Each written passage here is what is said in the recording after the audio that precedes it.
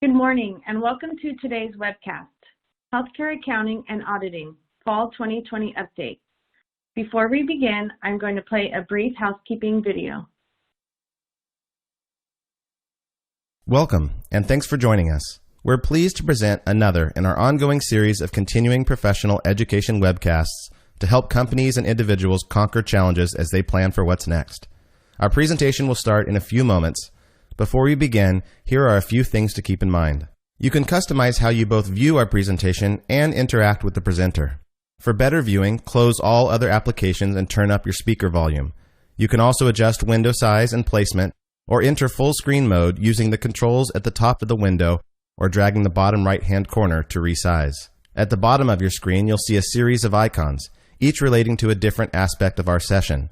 You can download the group attendance sheet and a PDF copy of today's slides from the slide deck and handouts widget to the right of the slide view. You can ask our presenter questions during the webcast by typing a question in the Q&A window below the slide view and clicking submit. We'll do our best to answer all questions during the presentation or follow up via email. If you experience technical difficulty during today's presentation, refresh your browser by hitting the F5 key. Today's session will offer you 1 CPE credit. To receive credit, you must meet the requirements as specified by the National Association of State Boards of Accountancy. You must attend at least 50 minutes of the session and respond to at least 75% of the polling questions, which we'll ask throughout today's presentation. To respond to a poll, click the button next to your answer. We'll track your progress and alert you when you've earned CPE credit. You can then click the certificate icon in the CPE Progress widget to open a PDF file that you can save to your computer. Don't worry if you can't download your PDF certificate today. We'll email a copy to you in 2 weeks. If you're attending this webcast in a group, you must complete our attendance sheet to receive CPE credit. The attendance sheet is available in the slide deck and handouts widget. Please have all group members sign it and send only 1 sheet per group. Also note that CPE credit can be awarded only to participants registered as themselves and isn't available to participants who view the on-demand version. As a reminder, the presentation you're about to see isn't legal, investment, or accounting advice. We encourage you to seek the counsel of a professional service provider to apply this content to your specific circumstances.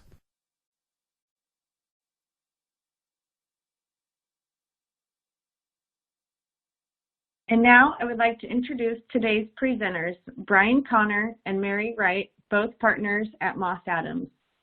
Brian has practiced public accounting since 1993, providing audit, tax, and consulting services to integrated health systems, hospitals, ancillary providers, mental and convalescent health facilities, and medical groups.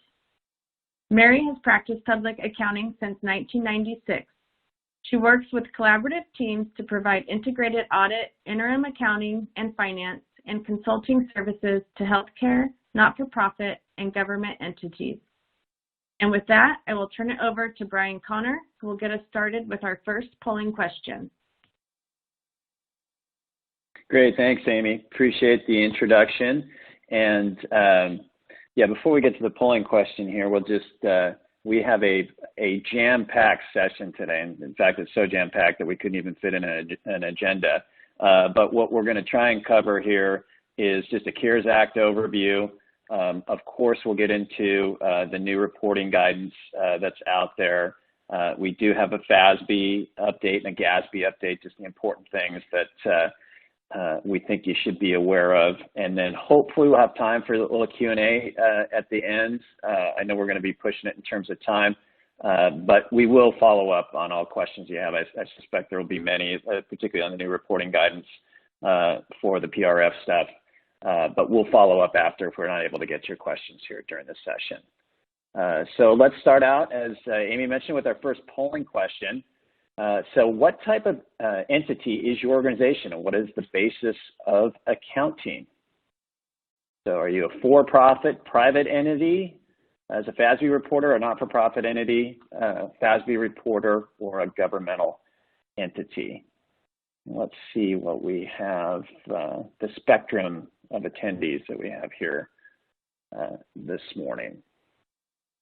And just a reminder that I think it's in order to qualify for CPE credit, you have to respond to at least 3 of the 4 questions we have up here today. So we'll give it just a a couple more, and you'll want to respond on the actual slide, and we'll click, as opposed to in the Q&A, and we'll click forward here.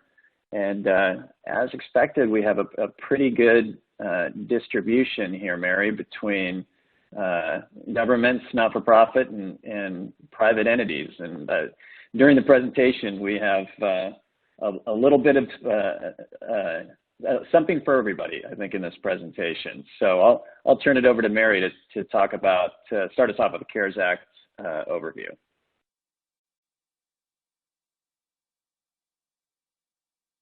Great, thank you, Brian, and thanks everyone for your response on the first polling question. Brian and I decided the best place to start with all of those things that he mentioned in the overview, trying to start in the accounting areas that we figure is the top of mind for most healthcare organizations. We will spend a lot of time today working through not only the provider relief fund considerations, but also other COVID-related funding matters. Brian's going to cover the most recent understanding of the related terms and conditions from HHS, which I suspect is going to be definitely one of the most interesting topics of the day. But before that, we wanted to provide an overview of the accounting. So big picture, depending on what type of organization you are, for each type of funding, there's going to be more similarities than differences in the accounting. We'll talk through each one of those accounting topics today and call out the differences you will need to be aware of for your organization type.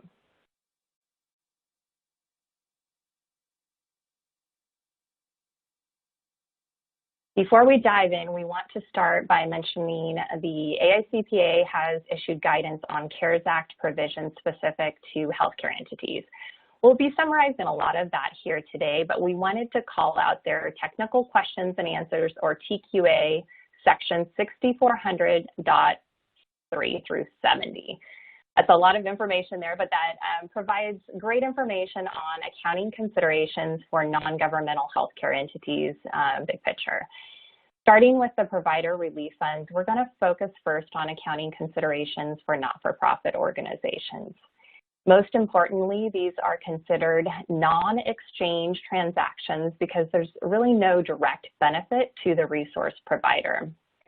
Not-for-profit guidance helps to clarify revenue recognition considerations related to conditions, restrictions, and barriers. That's one of a standard that was issued fairly recently that helps to really make that more straightforward.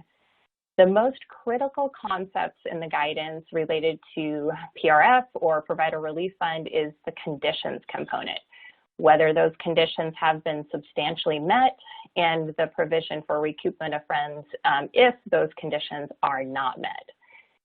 The question here is, how do you know if your organization has met the related conditions, especially when the rules related to funding continues to change? Brian will be weighing in on that topic based on the most recent information released from HHS. So more to come on that, and more to come on the conditions overall when we get to that piece.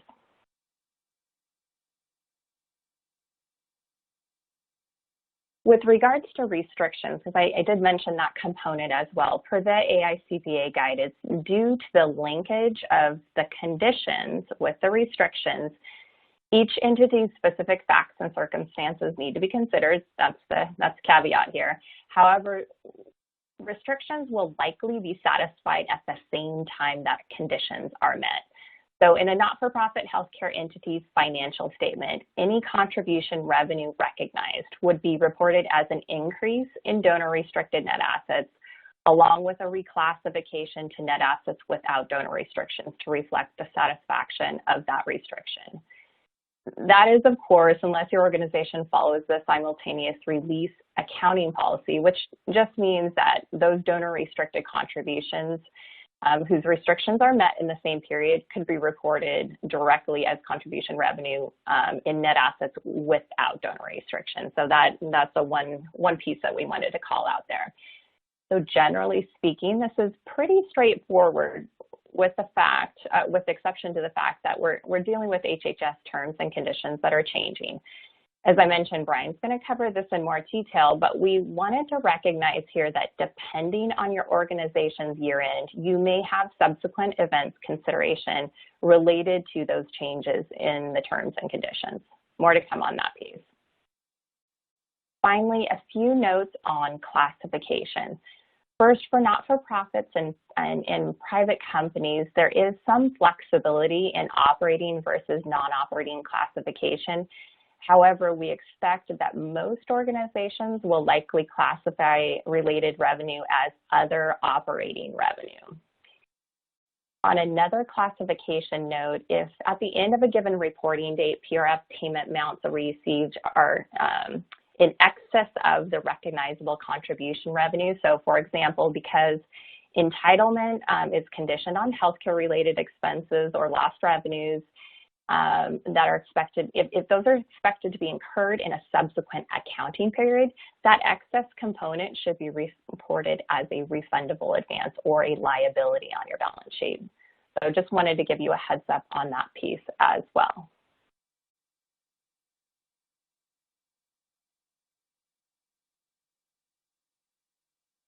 Shifting gears, we're still talking about the provider relief funding here, but now we want to touch on accounting considerations for private companies.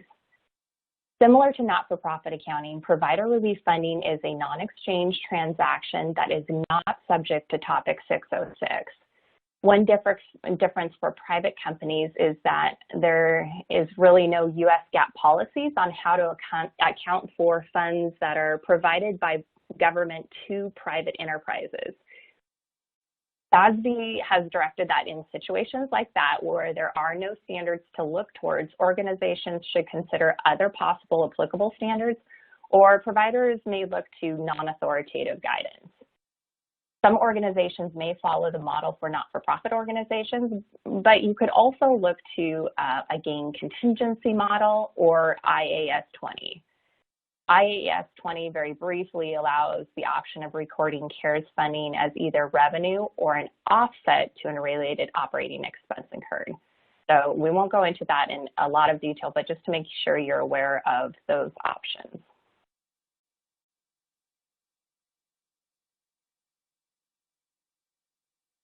Big picture here for private companies, there would be no differences with respect to the differences in amount of revenue recognition if that private company decides to follow ASC 958-605. That is the not-for-profit guidance.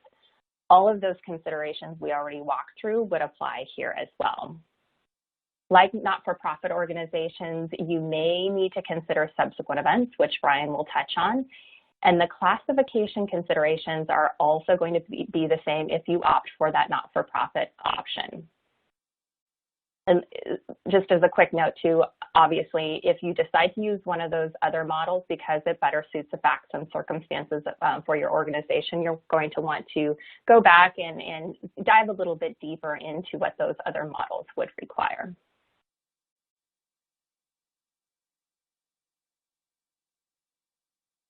Final few slides on provider relief fund. Like with private companies, we wanted to make sure we touched on any differences for governmental entities. With respect to revenue recognition based on GASB guidance, the related accounting will be similar to what we talked about for not-for-profit organization. However, there are going to be some key differences to call out as well.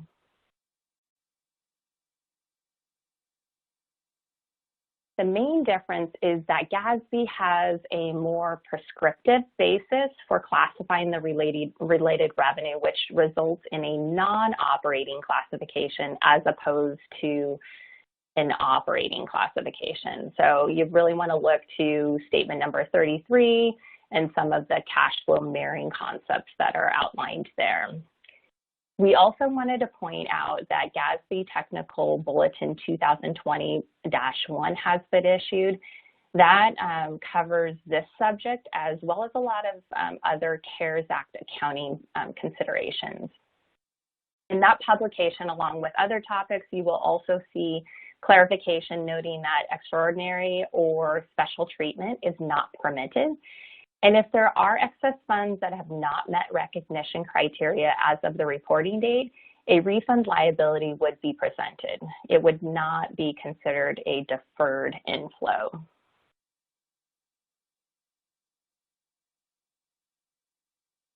Moving on to Medicare Accelerated and Advanced Payment Program, there has been no significant change in the accounting treatment for FASB or GASB reporters since the guidance came out. So if you have had the pleasure of thinking through this already, this should be very familiar to you. We did summarize it here for reference. So even though the accounting treatment has not changed, there has been, which I'm sure many of you already know, there's been some recent news related to payment terms.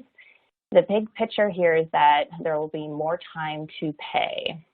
The original terms included a recoupment period, which was generally scheduled to begin 120 days after payment, with the full amount due up to 1 year following the advance. With the revised terms, there's three main points. The recoupment period now begins a year from the first advance payment. Once that repayment begins, providers can continue to submit claims, but a portion of those new claims will be offset to repay the loans. The big difference here is that the portion of the offset will be 25% the first 11 months, 50% the next 6 months of repayment, and then upon reaching 29 months after that first payment, there's a requirement that the entirety of the loan be paid in full. If there's any money that remains unpaid at that time, an interest rate of 4% will be charged, which is very different from the previous rate that was communicated. So given those revised terms, the only potential change here from an accounting classification perspective being discussed right now is whether organizations may need to consider if the related liabilities could be long-term in nature.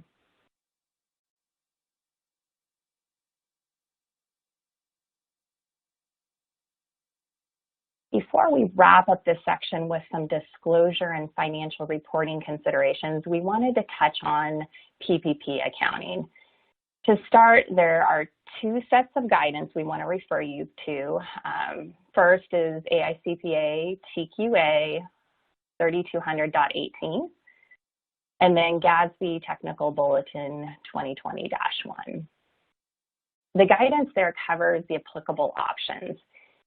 Debt accounting is the option I feel like we discussed the most.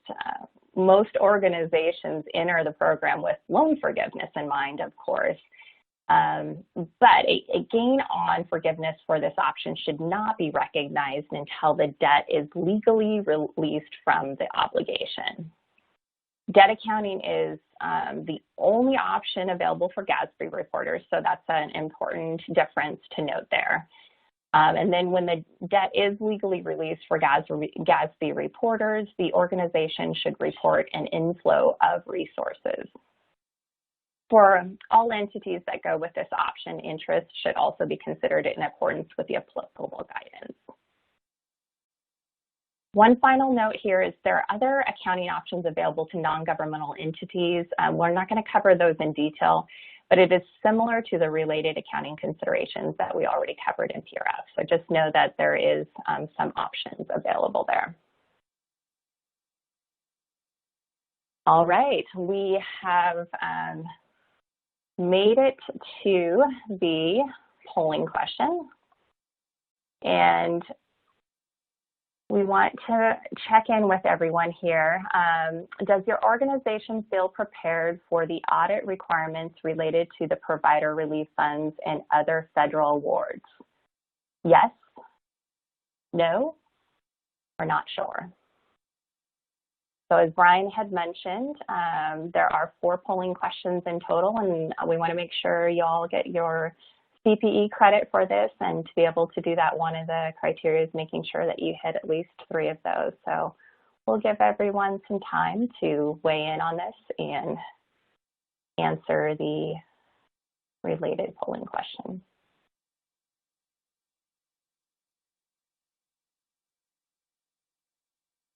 All right, I think we're just about there. Thanks everyone for answering. Oh, that's great to hear. There's definitely some yeses out there. I completely understand the not sure as well, and the no's. I think we have a little bit of everything, just like on the first polling question, to hopefully address everyone's perspective on this.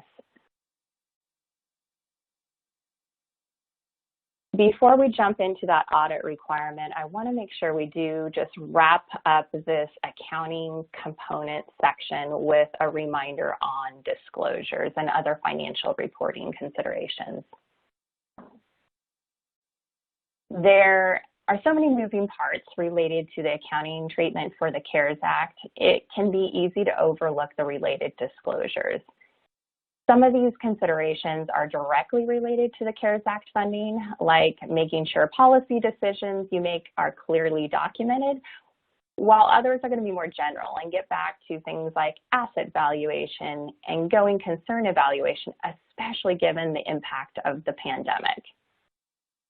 We know a lot of this is on the top of mind for your organizations from an operational perspective. So the key here is just to make sure that you're tying those things back to any related financial reporting considerations.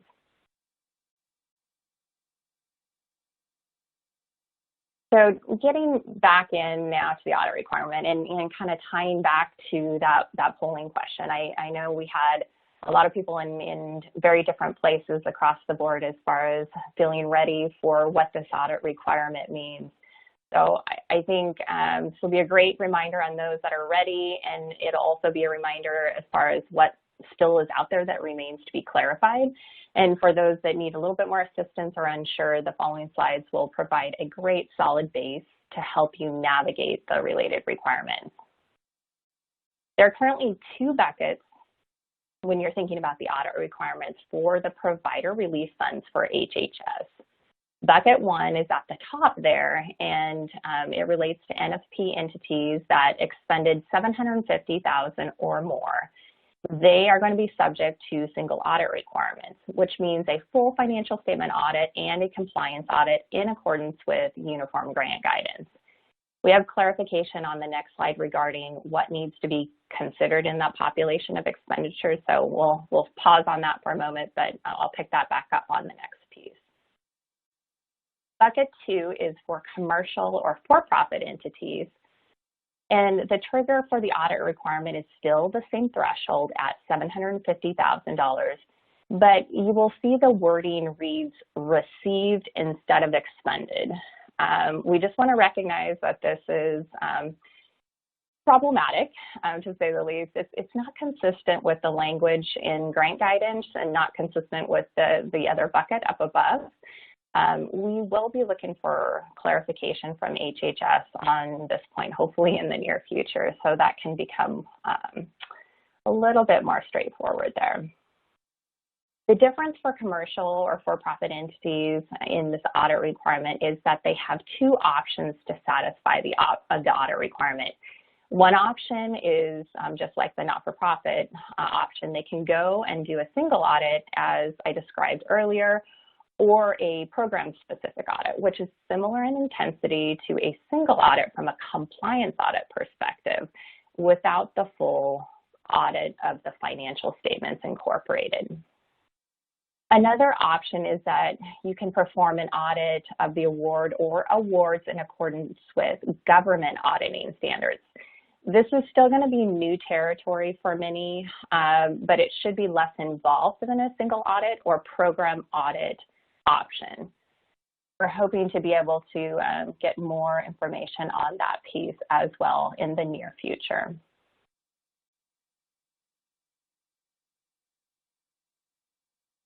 This is a nice visual of the information covered on the prior slide, plus a few additional key points. We think about the audit requirement associated with just the provider relief funds in a lot of cases because that is a big bucket of funding. But the second layer presented here in the light gray is a reminder that more than PRF needs to be considered when you're thinking about that audit trigger threshold of $750,000. It also includes uninsured patient reimbursement and other federal funds, for example.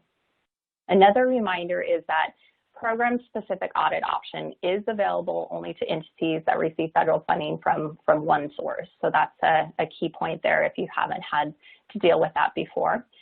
And then finally, the deadline for submitting your audit report is 9 months after year end or 30 days from the receipt of the related audit report, whichever is earlier. So an important deadline to keep track of.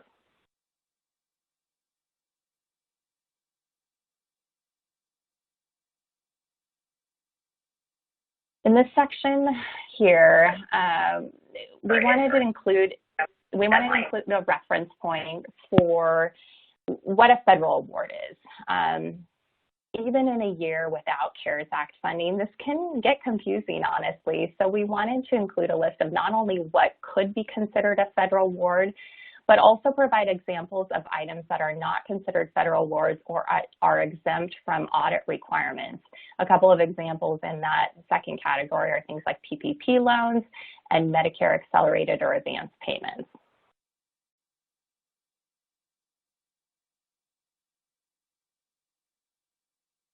Final set of information to consider is a list of not only the various forms of provider relief funding at the top left, but also the targeted distributions and other programs on the right-hand side of the slide. A couple of other notes.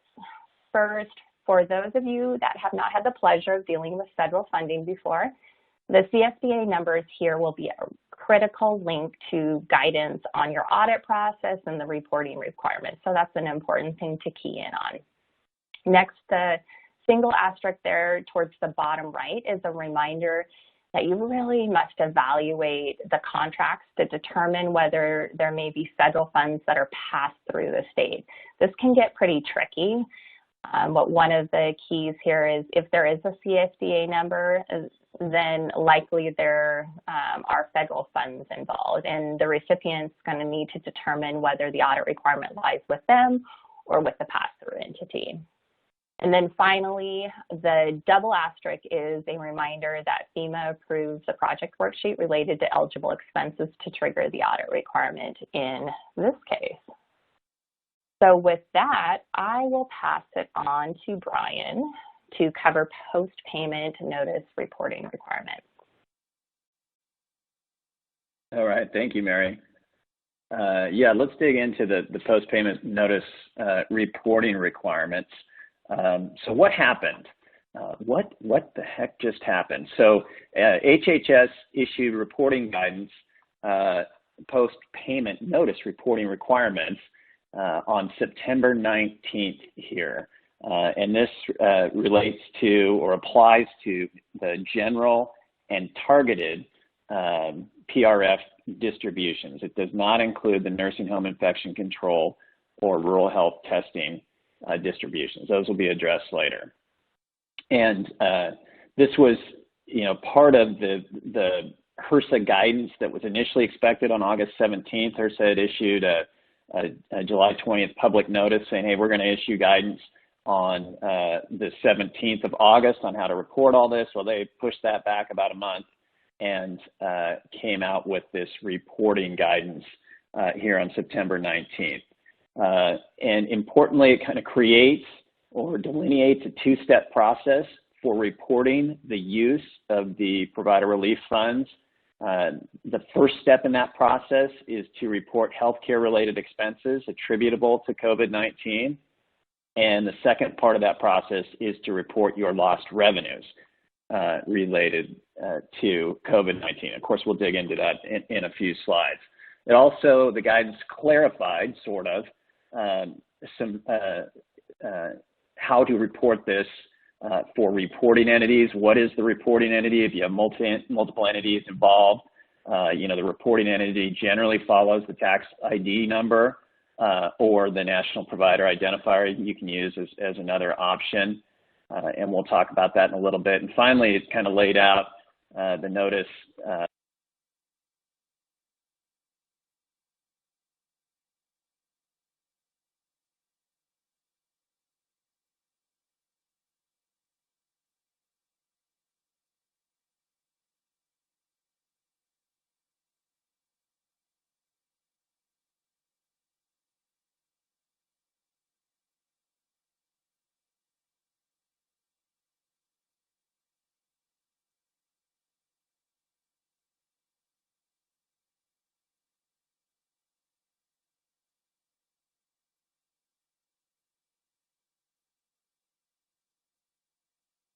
Unfortunately, I think we've hopefully temporarily lost Brian's connection there. So I'm going to step in here and. Hi, Mary. I'm back. I got disconnected. Oh, I hope I didn't give you a heart attack there.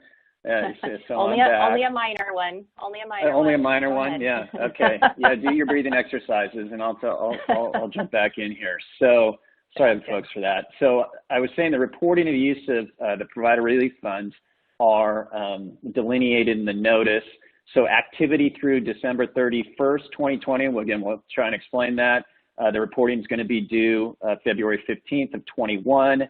And then you'll have an additional 6-month period if there are unused funds, provider relief funds out there that haven't been used for their intended purposes based on the terms and conditions through December 31st, 2020. You'll have another 6 months to look at that, and that reporting will be due July 31st, 2021. And the portal for reporting all of this is expected to open on January 15th, 2021. So that's where we're at least based on the September 19th notice. So based on the notice, what changed related to the terms and conditions and all the FAQs out there to where we are now from a reporting requirement perspective? Well, first of all, the important definitions of expenses and lost revenues changed pretty significantly, actually. The definition of expenses related to coronavirus relief was significantly expanded. So, previously we had a definition that described expenses incurred for confirmed or suspected coronavirus cases, et cetera. Well, they've added to that expenses incurred for maintaining delivery capacity, which includes, and I'm quoting here, operating and maintaining facilities, et cetera. So significantly expanded the definition of what a healthcare expense related to or attributable to coronavirus is. So that's good news, and really the good news kind of ends right there.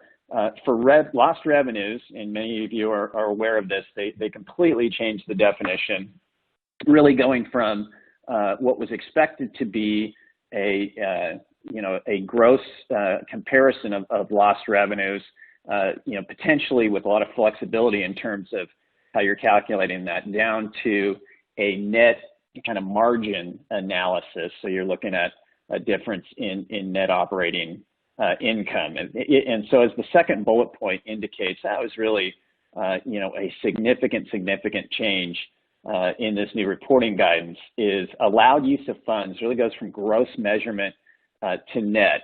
And that applies both in expenses and lost revenues. I was just talking about the change in lost revenues, but expenses is also defined as a net calculation now in the new reporting guidance. So previously, you had a more narrow definition of expenses, but it was really a gross expense delineation. Now they've included in the expanded definition that expenses are defined as those being net of other reimbursed sources, and those other reimbursement sources include payments received from insurance and or patients, and amounts received from federal, state, or local governments. So it's really a net definition. So it's not just other relief sources, but potentially all reimbursement sources. So you're really looking at net expenses. And of course, lost revenues down to a margin analysis, really defined as negative change in year-over-year operating income from 2019 to 2020.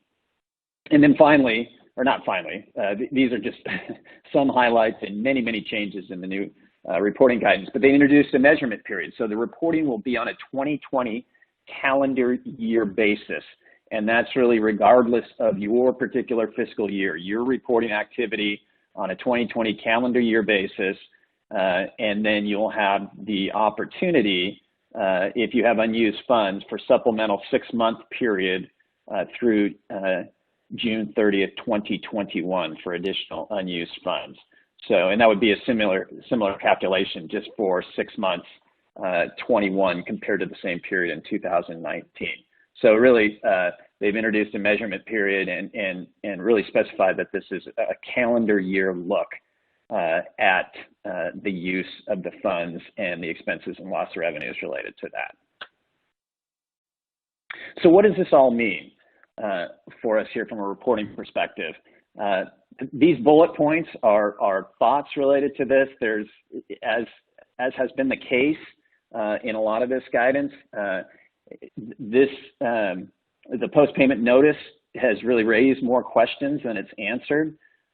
So there's a lot to do here to figure out what exactly HHS and HRSA is looking for and how these calculations are going to work. There's certainly been some industry associations, advocacy groups that really don't like this guidance at all.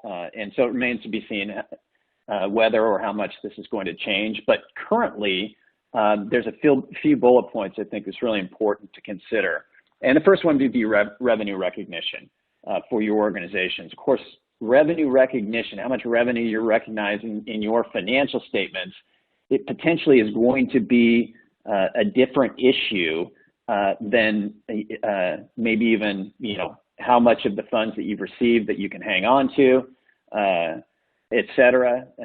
Timing of revenue recognition is really important in this case. The first item I wanted to touch on is the concept of subsequent events that Mary alluded to earlier. For year ends, for organizations that have year ends prior to when this guidance was issued, so talking mostly about June 30th that are out there for the year ending June 30th, 2020, but any year ends before that where you still have financial statements that you're trying to finalize, or year ends that are after that but before the guidance, say August 31st, this guidance is a type 2 subsequent event, meaning it's an unrecognized subsequent event.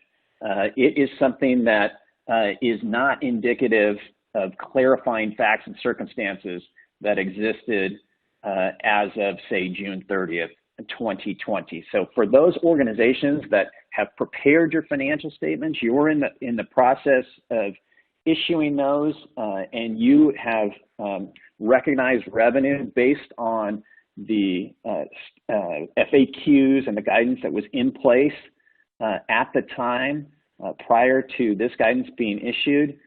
This guidance would not change that for those financial statement periods. It would just be a disclosure in your financial statements. It's not a clarification of facts and circumstances that existed at the time. It's a complete change in guidance. So a little bit of good news. If you're trying to get your financial statements out the door, that's type 2 subsequent event. You don't have to reconsider revenue recognition for those periods that have already ended prior to the issuance of that guidance. And again, similar theme. That's kind of where the good news ends related to this slide. And it gets complicated for other year ends, particularly for September 30th year ends coming up that are now in the midst of the reporting, or in the middle of the reporting period, and now you have this new guidance to consider. So from a revenue recognition standpoint, the introduction of the measurement period really potentially has a significant impact on how you're recognizing revenue, or really, I think, more specifically, when you recognize revenue related to the provider relief funds. So as Mary mentioned in the previous slides, revenue recognition for this activity, really, generally speaking, this is similar for whatever type of organization you are, but specifically for the not-for-profit model that she walked through, revenue recognition is dependent on whether the contribution is unconditional, conditional, or conditional. And these PRF funds are considered conditional, and a condition, as Mary described, it has to have a barrier to entitlement and a right to return. And for not-for-profit organizations, probability is not, probability assessment or a likelihood of meeting those conditions or that barrier to entitlement is not part of the calculus. You can't consider probability. In IAS 20, by the way, for private organizations, you can. There's kind of a reasonable assurance analysis, so you have a little bit more flexibility there. But previously, when you were looking at those, so for the 630s that are looking at this, the barrier has been considered the terms and conditions. There are a series of general terms and conditions that you attested to at the beginning. Funds can only be used to prevent, prepare for, and respond to coronavirus,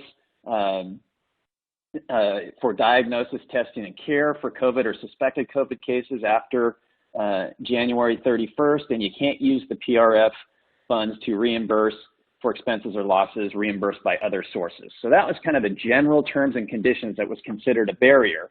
So under the previous guidance, that was relatively straightforward at June 30th, when you had a lot of flexibility to determine what lost revenue was and what COVID-related expenses were, and those were calculated potentially on a gross basis, and there was no measurement period.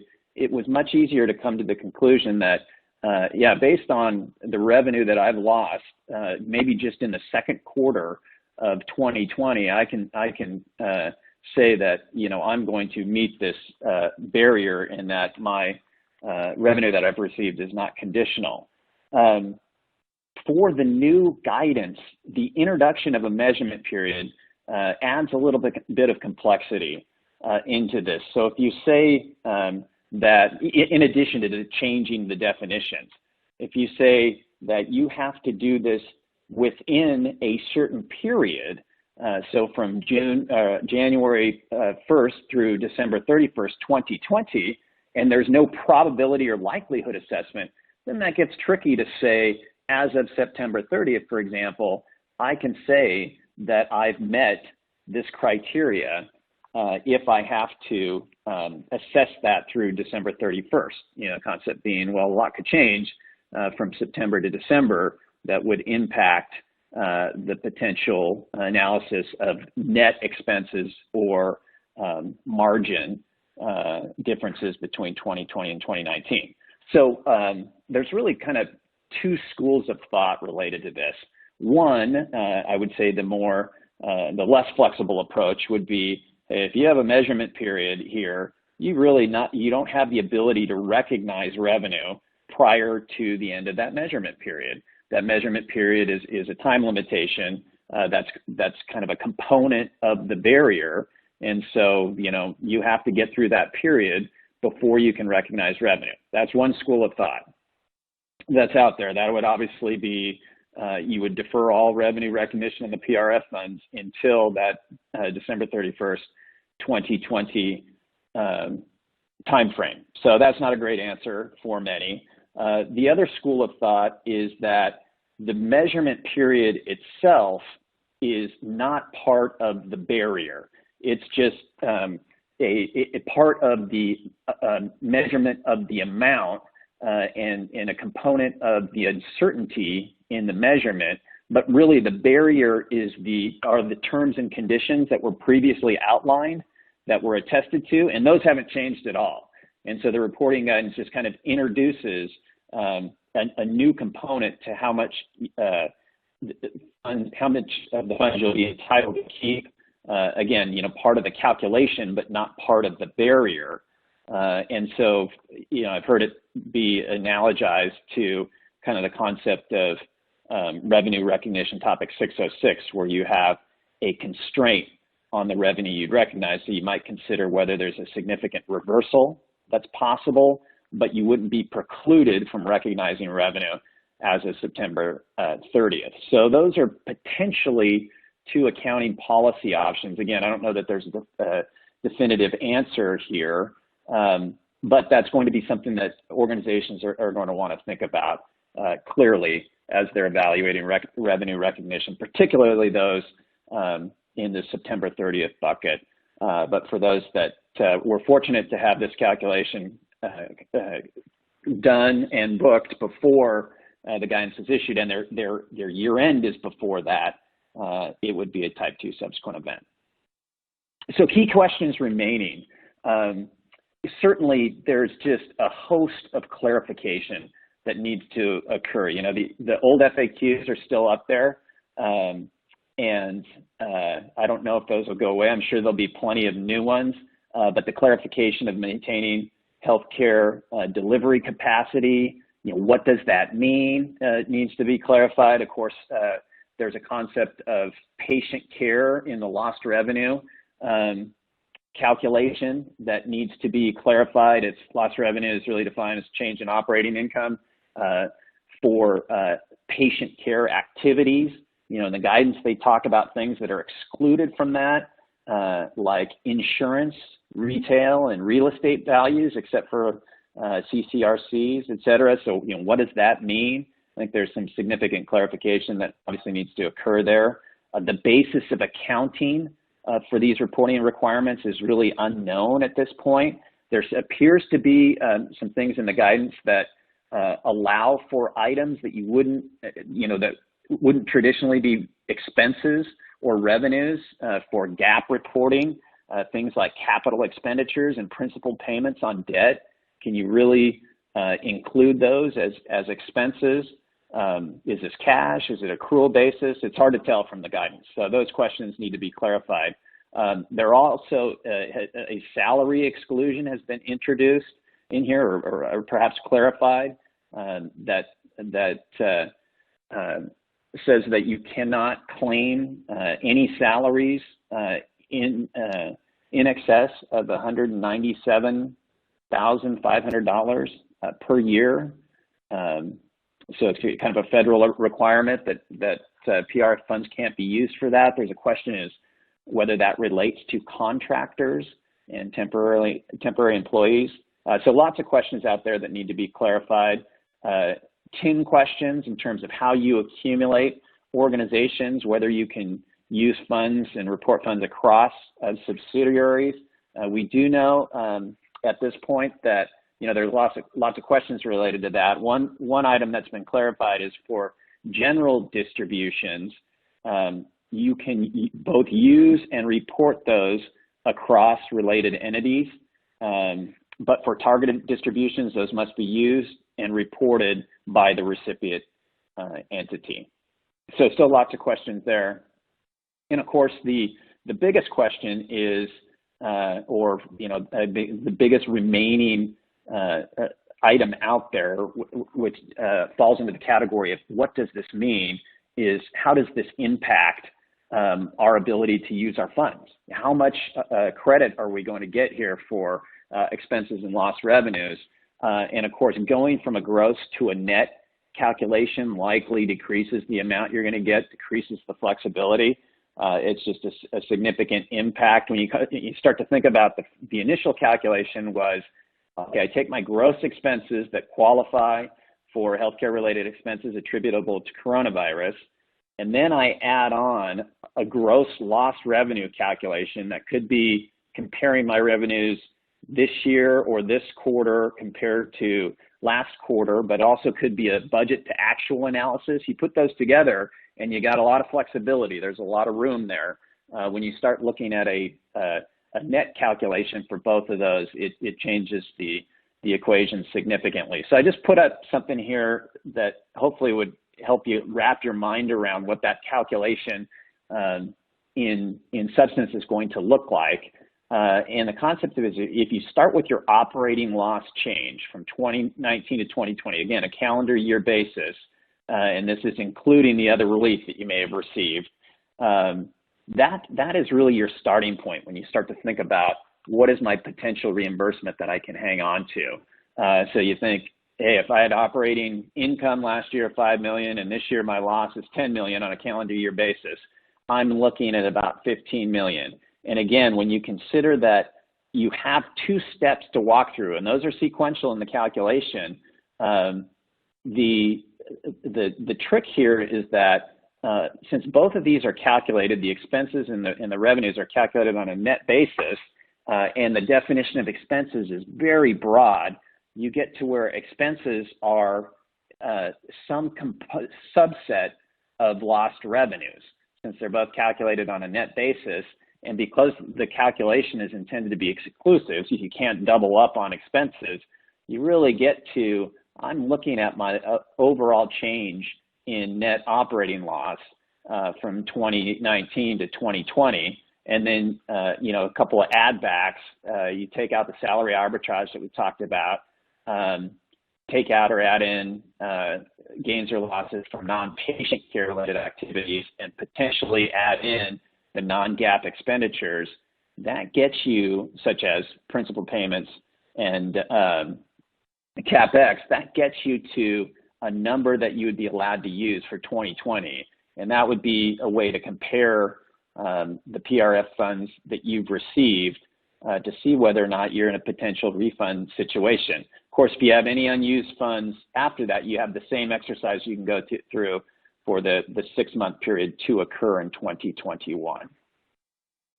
So that is a speed dating version of what we have out there. I know we don't have a ton of time left, but we're going to work through really quickly, if you can hang in there with us, some FASB and GASB things that we don't want you to lose track of when you're thinking about this. But let's quickly get to our third polling question. Do you feel better prepared to address the HHS reporting requirements now? And I'm going to take your options are yes, no, or I'm not sure. I'm going to just go ahead and take the answer to this question as potentially not being a referendum on my ability to explain this, but more of a referendum on the clarity of the reporting guidance itself, maybe depending on the outcome of the poll here. But there's I would caution that there's a heck of a lot more to come. So these are preliminary thoughts, but we're going to get some additional clarity, we hope, here over the next quarter. So let's go ahead and check the results. Yes. Oh, thank you. You guys are so generous. So hopefully that was helpful. I know we're accumulating a ton of questions here in the Q&A section that we won't have a chance to get to. A lot actually on PPP loans and how you count for those. So we will hit you after this with answers related to that. But really quickly, we wanted to run through some things that we don't want you to lose on your radar screen here. The first would be effective date deferrals. And so you might be wondering why we're having an accounting update session and not talking about revenue recognition and leases. Part of that is the deferrals that we've seen. Revenue recognition, you do get a 1-year deferral here. That's just close to being done at that point. So most of you out there have probably recognized or implemented that new standard or will be doing so very shortly. And then leases, especially for non-public conduit debt obligors, have a couple of years to go. So some relief there that FASB provided based on all that's going on out there for those two major standards. A couple of standards we wanted to bring you up to speed on. 2016-01, we've got slides bouncing all over. Okay, there we go. 2016-01, that's happening right now for the June and September year ends. Sorry about the slides bouncing around. I apologize for that. But what we wanted to note here is a couple of things that are really important. The slides will automatically advance or go back based on the ghost in the machine. But the important note for 2016-01 is that equity securities that you're invested in are no longer allowed to be accounted for on an available for sale basis down in other comprehensive income. Those have to go up through changes in those. Unrealized gains and losses are going up in the performance indicator now. So if you hadn't classified those as trading securities, those will have an impact up in your performance indicator. And then from a goodwill and intangible perspective, we wanted to highlight for you that there has been some changes in the impairment calculation there, some simplifications if you're still doing those impairment calculations. But for the not-for-profits out there, you have the ability to apply the simplification alternative that was available for private companies. That's now available for not-for-profit organizations and allows you to return to an amortization of goodwill and would eliminate the required annual testing. You would only test for impairment if there were impairment indications. So that might be a simplification that's out there that you can take advantage of. Some other things that I wanted to highlight for you, and I'm not going to go through these in any detail, but here's some items to pay attention to. Reference rate reform and what that means for your debt agreements. There are some cash flow statement changes, primarily including restricted cash in the cash equivalent calculation, and pension expense geography and disclosure changes that you'll want to ask your friendly neighborhood Moss Adams professional about. So I know I've left you with very little time, Mary, but let's get to our last polling question and then do some quick GASB updates. Fantastic. Thanks, Brian. So last polling question here. Did your organization take advantage of the postponement of accounting standards? So we're just wondering about either the FASB or the GASB side. I'll mention briefly after the polling question that obviously GASB had their fair share of postponements as well. So we were just wanting to see how that affected all of you and what you all experienced in that area. And as we're bringing that in, I'll just preview a couple of items on the GASB side. Like with FASB, due to COVID-19 pandemic, the GASB was very much wanting to provide some temporary relief to organizations. So they did put a standard in place to help with the postponement of certain standards. And I'll pop that slide up here as soon as we get past the polling question, which it looks like we are just about done with. Okay, great. So it looks like a little bit of a mixed bag there. Thanks for your response on that piece. This is the slide that I started previewing here. There are 9 statements, 5 implementation guides impacted, and you can see some of the highlights from a healthcare perspective listed there. The deferments were from 12 months to 18 months, and this is a snapshot. If you're 12/31 year end, when will those GASBs now be effective? One thing, like Brian said, we wanted to make sure you didn't lose track of.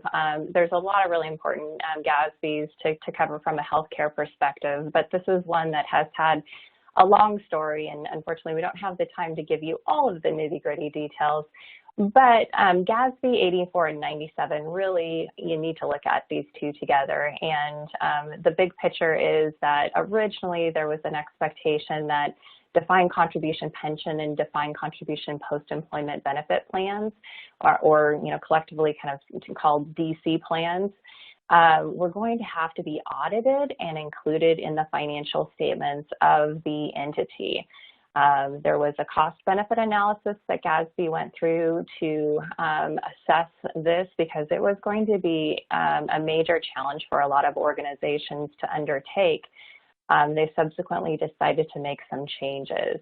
Those changes came through GASB 97, which effectively took the requirement for that audit of the DC plans and the reporting of that DC plans in your entity's financial statements off the table again.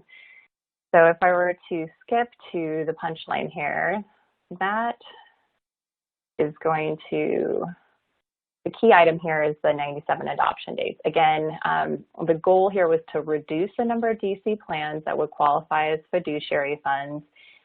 The warning here is just make sure that your organization is doing that full analysis in accordance with 84 and the amendments of 97 that apply to the component criteria, just to make sure that you're confident that you are effectively scoped out and do not need to do that audit work.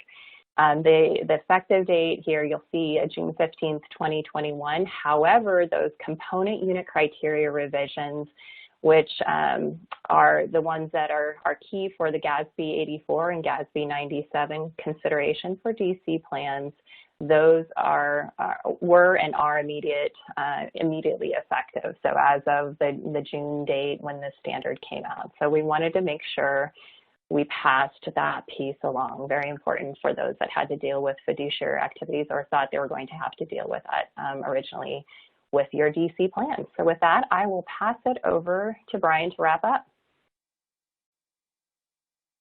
Great, thanks, Mary. I appreciate that very much. So as we anticipated, we have about 70 questions in here. Most of those relate to details on the remarks on the Provider Relief Fund and how the calculations might work related to lost revenue, timing of revenue recognition, et cetera. As I mentioned, we will respond to each one of those, and hopefully we'll have answers for you. In some cases, we may not. There were some questions at the beginning on PPP loan forgiveness, and so we'll respond to those as well. I did want to mention for the PPP loans, particularly if you're in debt recording debt reporting, mode for those funds, you would recognize those in income when you're legally released from repayment. So to the extent that the Treasury, U.S. Treasury, hasn't finalized things related to loan forgiveness and the bank has not said your loan is forgiven, you don't have the ability to recognize that in income. When you do, when you get to legal forgiveness, you have some flexibility on where in income that can go. Typically, debt extinguishment goes in non-operating, but in this case, I think there's a potential for that to be other operating or really be an accounting policy decision. So we will respond to all these questions individually. We'll work through those here in the next couple of days. We appreciate your attention, and we're sorry we had to move so quickly. There's just a lot to get to, and we'll have more. Obviously, there's going to be a lot of changes, so we'll do this again and make sure that we update as we get more information. We did want to make you aware of some resources that are available to you from Moss Adams. These links are live in the little widgets in the console, as well as if you download this presentation in PDF format. And then finally, we do have our Healthcare Executive Webcast series going on right now, Consequences of a Crisis and Revolutionizing Care. So please check that out. Lots of great sessions coming up related to that. So thank you again for your attention, and I'll turn it back to Amy to wrap up. All right, thank you, Brian. And thank you, Brian and Mary, both for a great presentation today. If you attended today's presentation in a group and would like to receive CPE credit, you must complete the group attendance sheet found in the slide deck and handouts window. If you participated as an individual and met all requirements, your certificate is available to download now in the CPE progress window. I will keep the console open for a few minutes to give you time to download your certificate. A copy will be emailed to you within a few weeks if you have difficulty downloading it now. And here is a link to an online survey where you can provide feedback for today's presentation. Please take a moment to complete this survey as your feedback is important to us. And thank you for joining us. We hope you'll join us again next time.